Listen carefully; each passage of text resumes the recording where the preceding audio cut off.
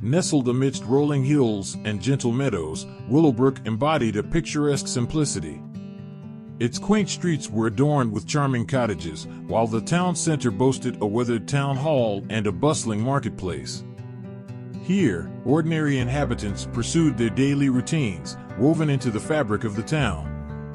There was Mrs. Thompson, the kind-hearted florist who knew each bloom's story, and Thomas, the young baker renowned for his warm smile and freshly baked loaves. Families strolled through the town square, children's laughter echoing against cobblestone paths. Willowbrook was a tapestry of ordinary lives, a place where stories intertwined, where familiar faces greeted each other warmly, and where the rhythm of life flowed harmoniously. Yet, beneath this tranquil facade, an air of apprehension lingered. Whispers of change whispered through the streets, an unease that settled among the townsfolk. It was in this idyllic setting that the first signs of an unsettling phenomenon emerged, casting a shadow over Willowbrook's serenity. A peculiar stillness hung in the air, disrupting the usual tranquility of Willowbrook. It began with subtle tremors, ordinary individuals exhibiting extraordinary abilities that defied the norms.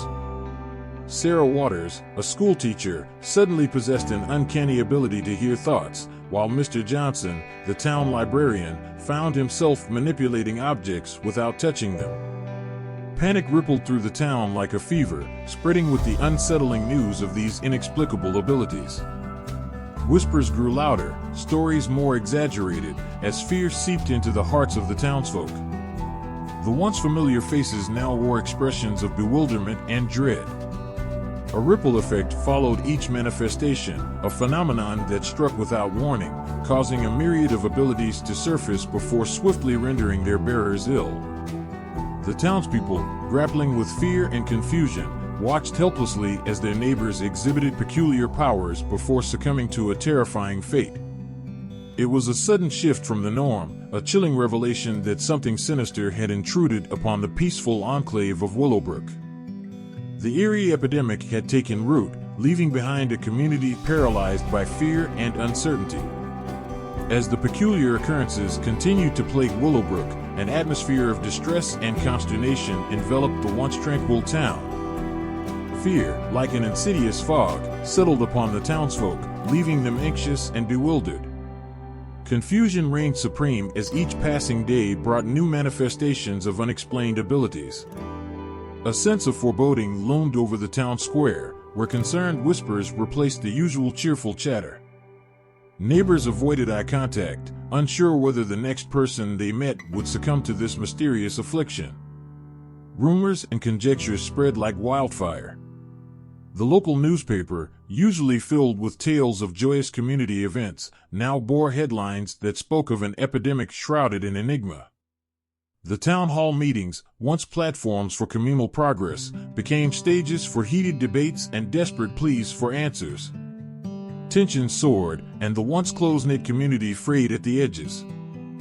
Families locked their doors earlier, conversations grew hushed, and a palpable sense of dread seeped into the daily lives of the townspeople.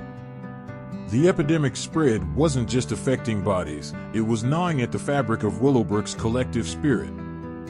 With each passing day, the eerie epidemic in Willowbrook continued to reveal its unsettling manifestation. The infected individuals, before succumbing to the illness, showcased a myriad of peculiar and astonishing abilities that defied the ordinary. Sarah, the schoolteacher, found herself effortlessly levitating objects with a mere flick of her hand, while Mr. Johnson, the librarian, discovered a newfound ability to manipulate the elements, conjuring gusts of wind that danced around him. Whispers in the town square spoke of astonishing occurrences, a baker capable of telepathy, a gardener with the ability to control the growth of plants, and a young artist who could manipulate the very fabric of colors. Yet, these abilities were not celebrated as marvels but feared as harbingers of the mysterious illness.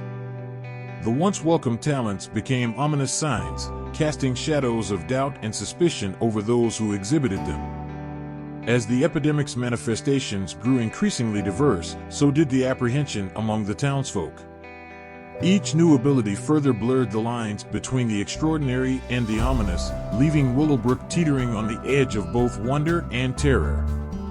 Among the afflicted individuals, a small group of survivors emerged, each grappling with the duality of their newfound abilities.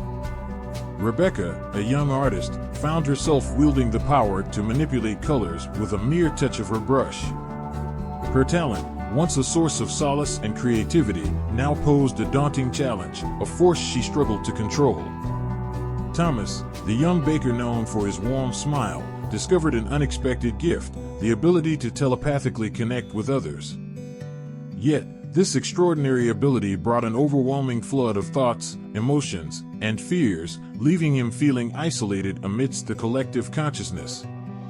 Alongside them, Sarah, the schoolteacher, navigated the perplexing world of telekinesis, while Mr. Johnson grappled with his newfound command over the elements. As their abilities unfurled, so did their apprehensions. The powers that had surfaced in the wake of the illness were both awe-inspiring and terrifying, a weighty burden in the face of an unknown and foreboding fate. The survivors forged an unlikely alliance, finding solace in each other's company, sharing the burden of their extraordinary gifts, and seeking to comprehend the inexplicable forces that had altered their lives. But with these abilities came a realization, a looming threat from a government organization, branding them as anomalies to be controlled or eliminated, forcing them to hide their powers in a desperate bid to survive.